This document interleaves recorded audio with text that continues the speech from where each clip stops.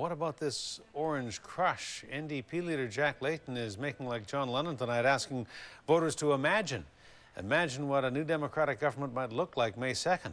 A few weeks ago, that idea may have seemed laughable to most, but that was before this so-called surge, the orange crush, the unprecedented growth the NDP is enjoying in Quebec. It has some pollsters imagining 100 seats for the NDP in the House of Commons. But could that really happen Monday night? Our politics reporter Shachi Curl has more. Imagine choosing a leader who actually cares. Imagine the best showing for the federal New Democrats in Canadian history.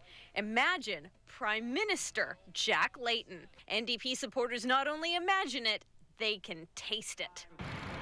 It's why Layton was back in Quebec for the fourth time in 2 weeks, blitzing French media in the wake of an Ecos poll that predicts 100 seats for the NDP on May 2nd, thanks to a surge of support in La Belle Province. The fact that on the weekend, the New Democrats could pack 1,500, 2,000 people into a hall to hear their leader speak in Montreal, wow.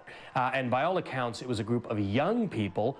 Double that wow. Here on Vancouver Island, New Democrats are basking in the glow of that wow factor. Now it's just like really got me pumped, and now I'm like ready to go into this final week.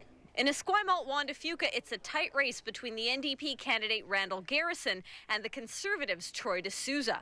Could the orange crush put Garrison over the top? Well, the national news helps a lot. So looking at things like the Orange Wave and the Orange Crush certainly motivates the volunteers in the office. And as I said, more people walk in off the street saying, "Can I help?" But does a surge translate into certain victory? Politicians know better than to trust polls, which are often as reliable as the Canucks in a playoff race. What really matters is whether voters walk their talk all the way to local voting stations. You are voting in a local race. It would be stupid and foolish to take national numbers as your guide about what to do in your local race. What are voters saying? I've never heard of the Orange Crush. Do you think it'll have any effect out here in this riding? Maybe.